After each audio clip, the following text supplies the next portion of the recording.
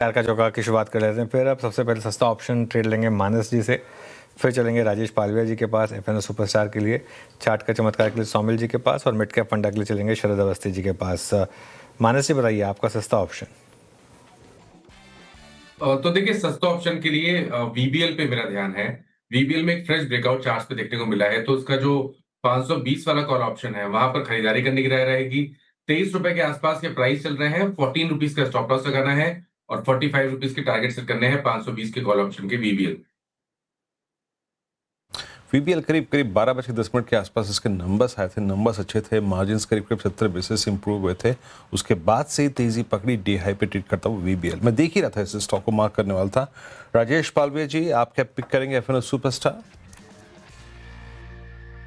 बीरेन जी, यहाँ पे भारत फोर्ज पे सलाह देंगे बाय करने की। में फ्यूचर में बाय किया जा सकता है। जिस तरीके से स्टॉक का प्लेसमेंट है, अपने ऑल टाइम हाई ट्रेजेक्टरी के आसपास ट्रेड कर रहा है। हमें लगता है 1940 1950 की अपसाइड यहाँ पे बहुत जल्द बनते हुए दिख सकती है। तो भारत फोर्ज फ्यूचर्स पे बाय करने की सलाह। ऑन द डाउन साइड 1880 के आसपास के स्टॉप लॉस रखने होंगे।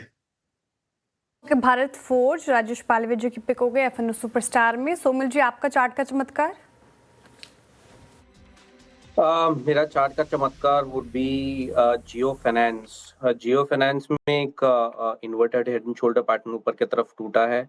2040 डेली मूविंग एवरेज के आसपास ही सपोर्ट लेके फिर से हायर टॉप हाई बॉटम बनाना शुरू किया है। आज ही एक ब्रेकआउट मिला है ऊपर की तरफ।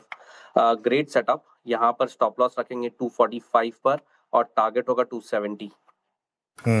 जियो फाइनेंस यहाँ पर एक ट्रेड हो गई। शरद जी, आपका मिड कैप फंडा पिक। जी, हमारा मिड कैप फंडा होगा इकरा लिमिटेड। कंपनी देश की जानी मानी रेटिंग एजेंसी है और जैसे जैसे हमें लगता है कि ये जो ट्रेंड एक चेंज हो रहा है बॉन्ड इशुएंस वगैरह पे, इसका भी फायदा इनको मिलना चाहिए और ज्यादा काम होना चाहिए। प्लस ईएसजी रेटिंग्स वगैरह से भी काफी बढ़िया डिमांड आनी चाहिए। सबसे बड़ी कंपनी तो नहीं है सेगमेंट की, लेकिन हमें लगता है कि जितना काम इस सेगमेंट में आने वाला है, इकरा, क्रिसिल, केयर, तीनों के पास ही काफी डिसेंट अपॉर्चुनिटी रहेगी। ऊपर से काफी डिसेंट करेक्शन स्टॉक ने ऑलरेडी देखी है। हमें लगता है 15-20% जैसी सीएजीआर लॉन्ग टर्म में गार्नर करना बहुत मुश्किल नहीं होना चाहिए। तो अगले साल हम ये उम्मीद करें कि कंपनी 225-30 जैसी अर्निंग्स डिक्लेयर कर देगी।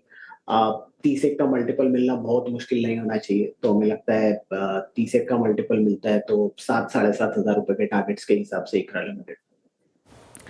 ओके, इकरा लिमिटेड पसंद आ रहा है मिड कैप फंडा में। शरद जी को फटाफट से एक रिकैप चार का चौका का। हमने शुरुआत की सस्ता ऑप्शन के साथ, मानस जी ने सुझाया वरुण बेवरेजेस।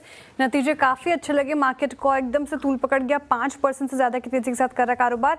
आपको 520 के कॉल में पार्टिसिपेट करना है। 45 का टारगेट है, 14 का स्टॉप लॉस। एफएनओ सुपरस्टार के लिए राजेश पालवे जी चुन रहे हैं भारत फोर्ज। पूरे ऑटो एंसरी स्पेस में अच्छी खासी बाइंग। 1940 1950 के टारगेट आप एक्सपेक्ट कर सकते हैं। स्टॉप लॉस आपके स्क्रीन पर था। सोमिल जी ने चार्ट का चमत्कार के लिए जियो फाइनेंशियल चुना है। यहाँ पर भी अच्छी खासी तेजी। 270 के टारगेट है, 245 का स्टॉप लॉस। खरीदारी की राय ऑब्वियसली। और शरद जी ने इकरा चुना है, 7,500 के टारगेट के लिए खरीदारी की राय इन स्तरों पर।